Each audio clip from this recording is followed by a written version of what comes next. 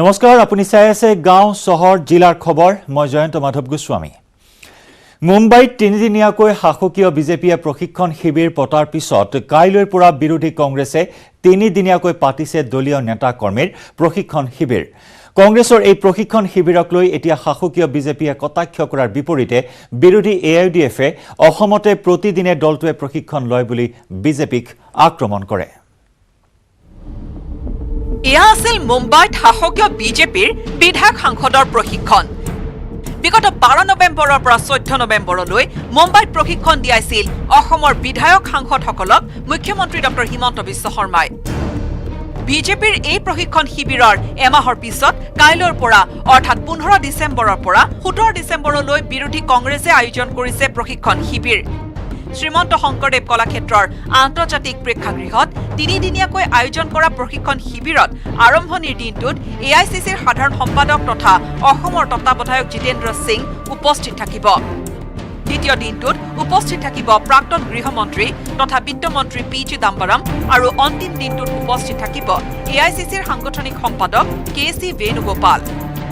15, 16, 17 ৰাজ্যিক ভিত্তিক আকৌ নতুন প্ৰভাত হ'ব শীৰ্ষক এটা প্ৰশিক্ষণ শিবিৰ আমি আয়োজন কৰিছোঁ। আমাৰ যিটো অল ইণ্ডিয়া কংগ্ৰেছ কমিটিৰ ট্ৰেইনিং ডিপাৰ্টমেণ্ট আছে, তেওঁলোকৰ কিছু বচা প্ৰশিক্ষক তেওঁলোকে আহি পেলাই আমাক দলৰ নেতাকৰ্মীসকলক বৰ্তমান সময়ত দলটো শক্তিশালী কৰাত কি ধৰণে আমি আগবাঢ়িব লাগিব এই সম্পৰ্কত প্ৰশিক্ষণ দিব।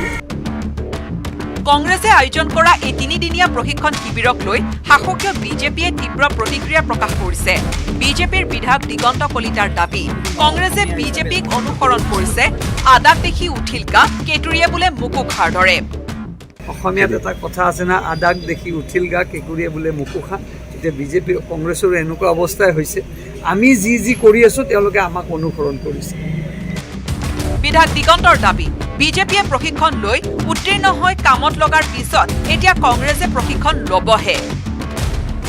আমি অনুসৰণ কৰি ইতিমধ্যে আমি ইমপ্লিমেণ্ট কৰিলোঁ। আমি তেখেতসকলে ট্ৰেইনিং ল'লে আমাৰ পৰীক্ষা শেষ দিয়া হ'ব। তেখেতসকলে অনুসৰণ কৰি থকাটো ভাল। অনুসৰণ কৰি থাকিলে তেখেতসকলে এটলিষ্ট ভূপেন বৰাই যে বিজেপিক ইমান গালি পাৰি থাকে, তাৰপিছতো যে বিজেপি নীতি আদৰ্শৰ কথা বিপক্ষে কোৱাৰ বিনিময়তো যে আমাৰ কথাবিলাক অনুসৰণ কৰিছে, আমি তেখেতক ধন্যবাদ কৰিম। পিছে বিৰোধী AIUDFে শাসকীয় বিজেপিক এৰি নিদিলে। AIUDFৰ জ্যেষ্ঠ বিধায়ক আমিনুল ইছলামে ক'লে, অসমৰ বাহিৰত বিজেপিৰ দৰে AIUDFে প্ৰশিক্ষণ নলয় নাগপুৰীয়াৰ নিৰ্দেশত।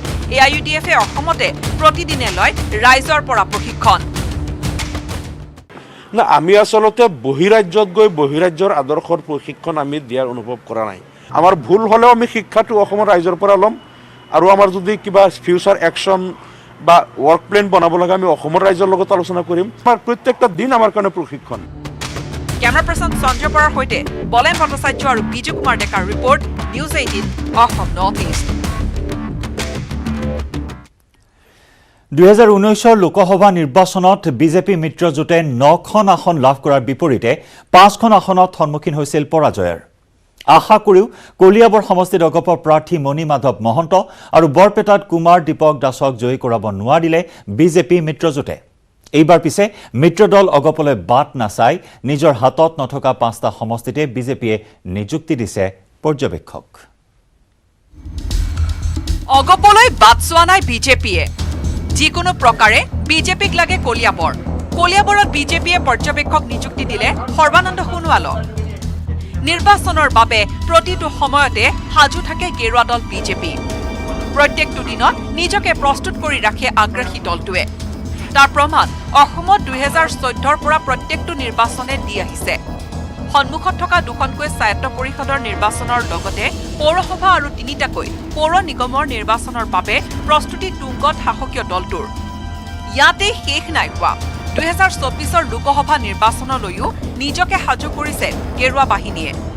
2019ৰ লোকসভা নিৰ্বাচনত 10খন আসনত নিজা প্ৰাৰ্থী দিয়াৰ বিপৰীতে মিত্ৰদল অগপক 4খন আৰু BPFক এৰি দিছিল কোকৰাঝাৰ আসনখন। কিন্তু এইবাৰ অগপই নাপাব পাৰে কলিয়াবৰ আসন, কিয়নো বিজেপিয়ে নিৰ্বাচনলৈ মাজত 2টা বছৰ থাকোঁতেই কলিয়াবৰ, নগাঁও, বৰপেটা, ধুবুৰী আৰু কোকৰাঝাৰত নিযুক্তি দিছে পৰ্যবেক্ষক। ৰাজ্যসভাৰ সাংসদ, কেন্দ্ৰীয় মন্ত্ৰী তথা প্ৰাক্তন মুখ্যমন্ত্ৰী সৰ্বানন্দ সোণোৱালক পৰ্যবেক্ষকৰ দায়িত্ব দিছে কলিয়াবৰত। কলিয়াবৰ লোকসভাত আমাৰ সাংসদ নাই, গতিকে তাত আমি চিন্তা কৰিছোঁ যে তাত নাই হৈ সদায় নাথাকিব ৰাজ্যসভাৰ সাংসদ কেন্দ্ৰীয় মন্ত্ৰী মাননীয় সৰ্বানন্দ সোণোৱাল ডাঙৰীয়া সেই লোকসভাটোত অকণমান চকু ৰাখিব। নগাঁও লোকসভাত সাংসদ নোহোৱাৰ যোগে তাত আমাৰ ৰাজ্যসভাৰ সাংসদ কামাখ্যা প্ৰসাদ আছে ডাঙৰীয়া তাত চাব। কোকৰাঝাৰ লোকসভা তাত আমাৰ সাংসদ নাই, এটা ৰামেশ্বৰ তেলী ডাঙৰীয়া তাত মাজে মাজে তেখেত যাব। ধুবুৰী লোকসভা আমাৰ দুজন আমি ৰাখিছোঁ, আমাৰ ভুৱনেশ্বৰ কলিতা ডাঙৰীয়া তেখেতৰ ৰাজ্যসভাৰ সাংসদ আৰু ডক্টৰ ৰাজদীপ ৰয়। বৰপেটাতো ভুৱনেশ্বৰ কলিতা ডাঙৰীয়া যাব। উল্লেখযোগ্য যে কলিয়াবৰ লোকসভা সমষ্টিত বিজেপিৰ সাংগঠনিক ভেটি যথেষ্ট শক্তিশালী। 2014ত বিজেপি প্ৰাৰ্থী মৃণাল শইকীয়া কম ভোটৰ ব্যৱধানতহে পৰাজিত হৈছিল। ইফালে অগপ বিজেপিয়ে পৃথককৈ পঞ্চায়ত নিৰ্বাচন খেলি অগপতকৈ অধিক পঞ্চায়ত দখল কৰিছিল। অপ্ৰিয় সত্য যে 2019ৰ নিৰ্বাচনত বিজেপিৰ শক্তিশালী ভেটিৰ বাবেহে কলিয়াবৰত শক্তিশালী যুঁজ দিব পাৰিছিল অগপৰ প্ৰাৰ্থীগৰাকীয়ে। বিজেপিৰ এই কুচকাৱাজ দেখি 2024ত কলিয়াবৰত যে বিজেপিৰ প্ৰাৰ্থীয়ে থাকিব সেয়া স্পষ্ট হৈ পৰিছে। কেমেৰা পাৰ্চন সঞ্জয় বৰাৰ সহযোগত ৰাজু বৰুৱাৰ report, news 18 Assam North east. বিজ্ঞাপন অবিহনে বিগত 2020-21 বৰ্ষত নিযুক্তি দিয়া হৈছিল মীন নিগমৰ উচ্চপদস্থ বিষয়াৰ অঙহী বঙহীক। বিতৰ্কৰ আৱৰ্তত সোমাই পৰিছে মীন নিগমৰ প্ৰাক্তন অধ্যক্ষ ৰমাকান্ত দেউৰী আৰু OSD পদ্ম হাজৰিকা।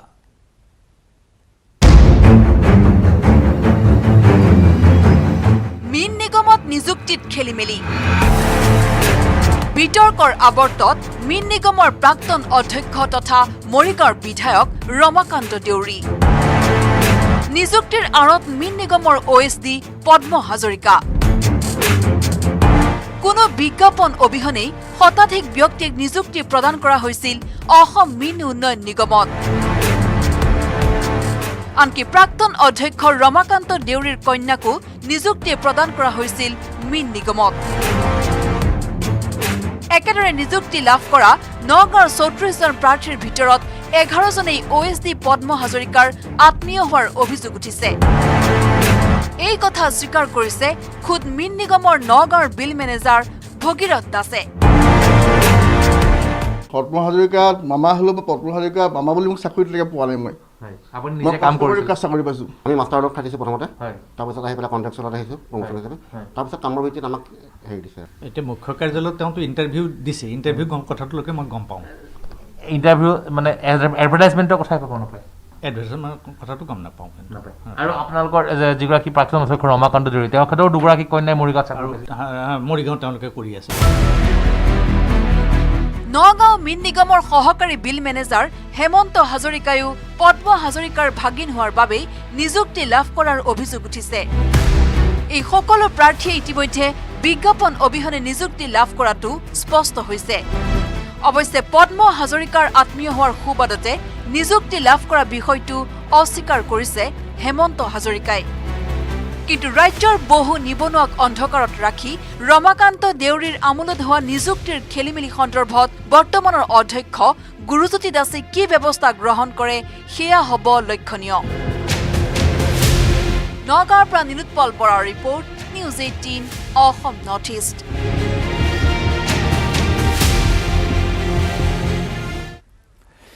কিদৰে চলিছে ৰাজ্যৰ শাসন ব্যৱস্থা? বাৰাণসীত প্ৰধানমন্ত্ৰী মোদীক খতিয়ান দিলে বিজেপি শাসিত 12খন ৰাজ্যৰ মুখ্যমন্ত্ৰীয়ে। মুখ্যমন্ত্ৰীৰ সন্মিলনত অংশগ্ৰহণ কৰে অসমৰ মুখ্যমন্ত্ৰী ডক্টৰ হিমন্ত বিশ্ব শৰ্মায়ো।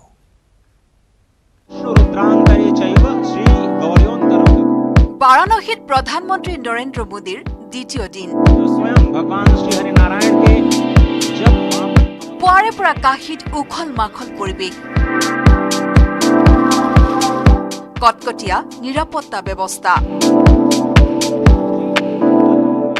विकास को लेकर एक बड़ी बैठक या यूं कहे तो सम्मेलन या यूं कहे तो मंथन या यूं कहे तो फीडबैक, क्योंकि बहुत सारी चीजें जो है इसमें बात की जाएंगी, चाहे यूपी के चुनाव को लेकर, उत्तराखंड के चुनाव को लेकर या बाकी अन्य राज्यों के डेवलपमेंट को लेकर। और पीएम मोदी जिस तरीके से काशी से जो संदेश देना चाहते थे पूरे देश को, बीजेपी शासित राज्यों के मुख्यमंत्रियों को बुलाकर, कल वो जो संदेश देने में कामयाब रही है बीजेपी। कम से कम आज जेपी नड्डा कुछ देर पहले यहां पर आए हुए थे, उन्होंने देखा, तैयारियों का जायजा लिया। चूंकि 12 राज्यों के मुख्यमंत्री यहां पर आए हुए हैं, लिहाजा ये आज बड़ी बैठक है, इस बैठक के बड़े मायने हैं कम से कम पूरे देश के लिए। বিজেপি শাসিত 12খন ৰাজ্যৰ মুখ্যমন্ত্ৰীৰ সৈতে বৈঠকত মিলিত হৈছে প্ৰধানমন্ত্ৰী মোদী। পুৱা 10 বজাৰ পৰা আৰম্ভ হোৱা বৈঠকত অংশগ্ৰহণ কৰিছে অসমৰ মুখ্যমন্ত্ৰী ডক্টৰ হিমন্ত বিশ্ব শৰ্মাই। অসমৰ মুখ্যমন্ত্ৰীগৰাকীৰ লগতে প্ৰধানমন্ত্ৰী নৰেন্দ্ৰ মোদীৰ সৈতে বৈঠকত ভাগ লয় অৰুণাচল, গোৱা, গুজৰাট, হাৰিয়ানা, হিমাচল প্ৰদেশ, কৰ্ণাটক, মধ্যপ্ৰদেশ, মণিপুৰ, ত্ৰিপুৰা, উত্তৰ প্ৰদেশ আৰু উত্তৰাখণ্ডৰ মুখ্যমন্ত্ৰীয়ে। উপস্থিত থাকে বিহাৰ আৰু নাগালেণ্ডৰ উপ মুখ্যমন্ত্ৰীও। ৰাজ্যৰ সুশাসন সন্দৰ্ভত প্ৰধানমন্ত্ৰীৰ সন্মুখত প্ৰেজেণ্টেশ্যন দিয়ে আটাইকেইগৰাকী মুখ্যমন্ত্ৰীয়ে।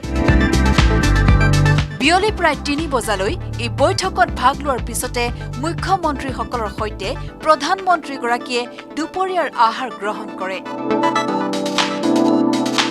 সোমবাৰে কাশী বিশ্বনাথ ধামত প্ৰধানমন্ত্ৰীৰ অনুষ্ঠানত ভাগ লোৱা বিজেপি শাসিত ৰাজ্যৰ মুখ্যমন্ত্ৰীসকলে বুধবাৰে অযোধ্যা ভ্ৰমণ কৰি ৰামলাল্লা পৰিদৰ্শন কৰিব। News desk report, news 18 Assam North east.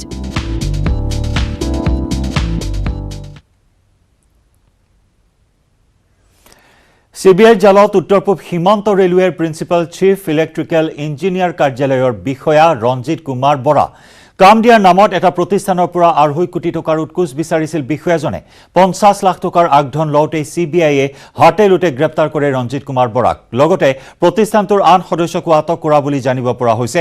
মালিগাঁৱৰ কাৰ্যালয়ত উৎকোচ লৈ থকাৰ সময়ত CBIৰ জালত পৰে ৰঞ্জিত কুমাৰ বৰা। বৰ্তমানেও অভিযান চলাই থকা হৈছে। এই খণ্ডত আৰু বহুত দিশ উন্মোচন হোৱাৰ কথা এই মুহূৰ্তত সম্ভাৱনা আহি পৰিছে, কিয়নো এয়াই হয়তো প্ৰথম ঘটনা নহয় উৎকোচ লোৱা। ইয়াৰ পূৰ্বেও হয়তো বহু উৎকোচ লৈছিল এনে প্ৰতিষ্ঠানৰ পৰা। কাম দিয়াৰ বাবদ 2.5 কোটি টকাৰ উৎকোচ বিচাৰিছিল আৰু এই উৎকোচৰ আগধন হিচাপে আজি 50 লাখ টকা লোৱাৰ সময়তেই হাতে লুটে গ্ৰেপ্তাৰ কৰা হয় ৰঞ্জিত কুমাৰ বৰাক।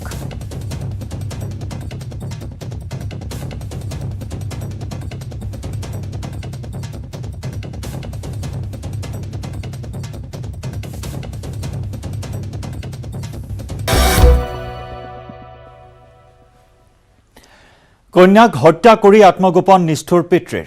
মহানগৰীৰ পূব বৰা গাঁৱৰ গোসাই গাঁৱত এই নৃশংস ঘটনা। পত্নীৰ গোচৰৰ ভিত্তিত গড়চুক আৰক্ষীয়ে অব্যাহত ৰাখিছে অনুসন্ধান।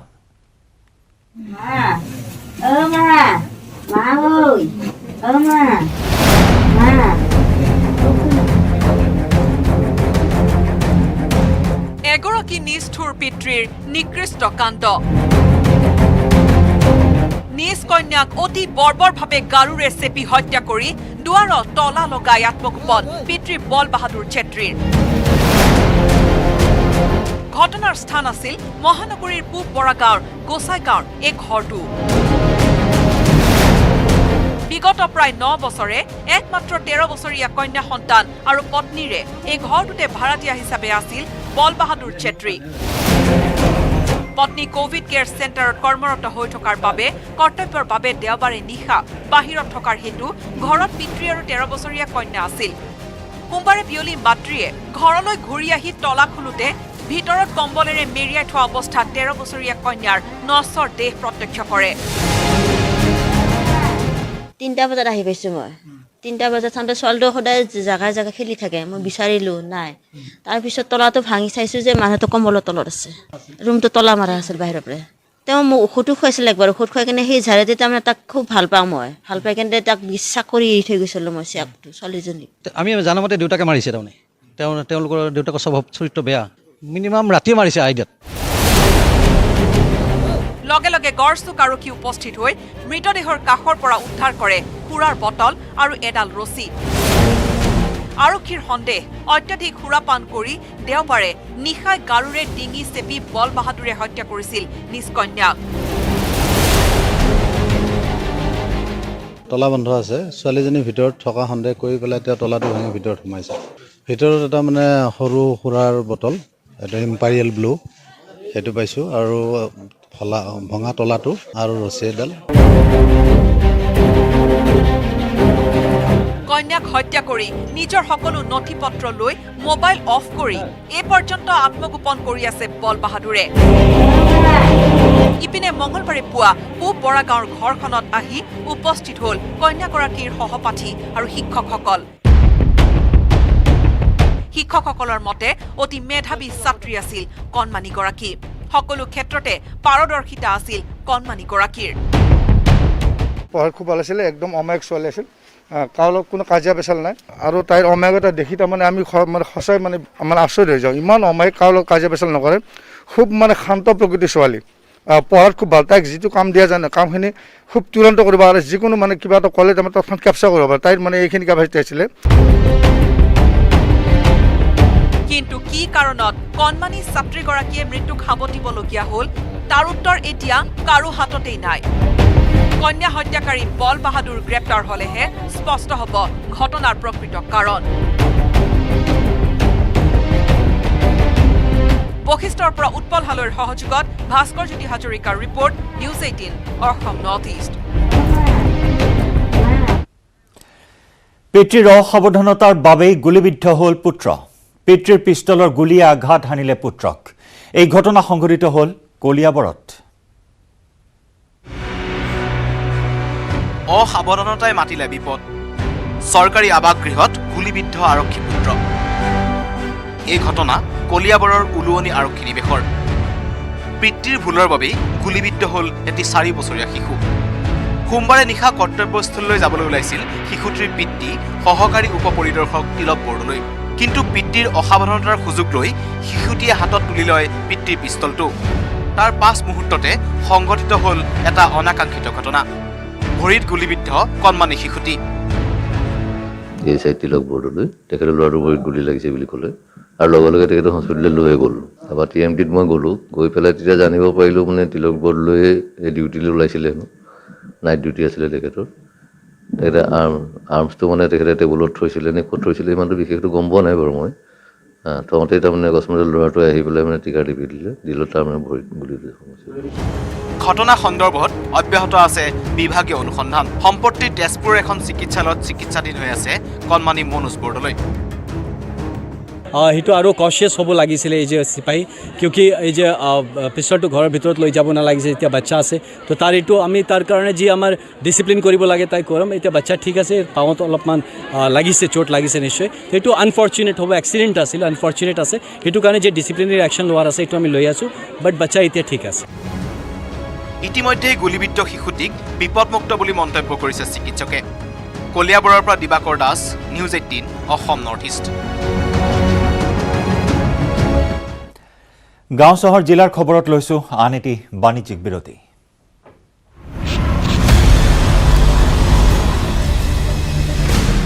ZPay and News 18 Network present Crypto Ki Samajh। নমস্কাৰ, ক্ৰিপ্টো কি সমঝৰ আজিৰ খণ্ডটিলৈ আপোনালোকক স্বাগতম। আহক আজি আমি জানো কইন আৰু টোকেনৰ মাজত থকা পাৰ্থক্যৰ কথা। কেতিয়াবা কেতিয়াবা এটাই শব্দ দুটা ৰূপৰ আধাৰত ব্যৱহাৰ কৰা হয় যদিও কইন্স আৰু টোকেন্সে সম্পূৰ্ণ পৃথক বিষয়ত কাম কৰে।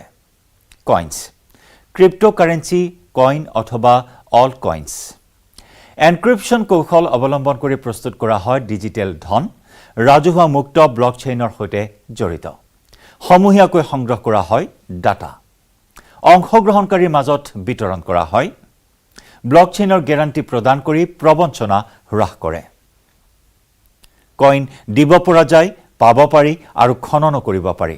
কইন বদলি কৰিব পাৰি, বিতৰণ কৰিব পাৰি। ই গ্ৰহণযোগ্য, পৰ্টেবল, দীৰ্ঘম্যাদী হোৱাৰ লগতে ইয়াৰ সংখ্যা সীমিত। কইন পইচাক বাদ দি আন কোনো কামৰ বাবে নহয়। কইন হ'ল সেই মুদ্ৰা যাক কোনো বস্তু কিনা বেচাৰ ক্ষেত্ৰত ব্যৱহাৰ কৰা হয়। টোকেন্স এক প্ৰজেক্টৰ দ্বাৰা জাৰি কৰা ডিজিটেল সম্পদ। প্ৰজেক্ট ইক'ছিষ্টেমৰ ভিতৰত পৰিশোধৰ এটা উপায়।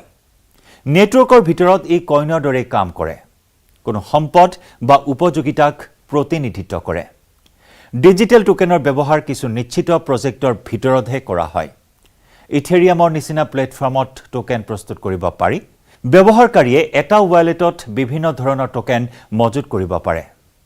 এটা টোকেনৰ উদাহৰণ, ইয়াত এক নিশ্চিত সময় আৰু স্থানৰ ওপৰত প্ৰয়োগ কৰা হয় টোকেন কোনো কনচাৰ্টৰ টিকট বাস্তৱ ৰূপত টোকেন হয় কনচাৰ্টৰ টিকটৰ লগত ৰেষ্টুৰেণ্টৰ বিল পৰিশোধ কৰিব পৰা নাযায় কইন্স বনাম টোকেন আপুনি এটা কইনৰ পৰা টোকেন ক্ৰয় কৰিব পাৰে কিন্তু এটা টোকেনৰ পৰা কইন ক্ৰয় কৰিব নোৱাৰি কইন স্বতন্ত্ৰ ৰূপত সঞ্চালন হয় এক বিশেষ প্ৰজেক্টত টোকেনৰ বিশেষ ব্যৱহাৰ হয় আমি পুনৰ এনে কিছু আকৰ্ষণীয় খবৰ আপোনালোকৰ বাবে লৈ আহিম ক্ৰিপ্টো কি সমঝত আজিলৈ ইমানেই ধন্যবাদ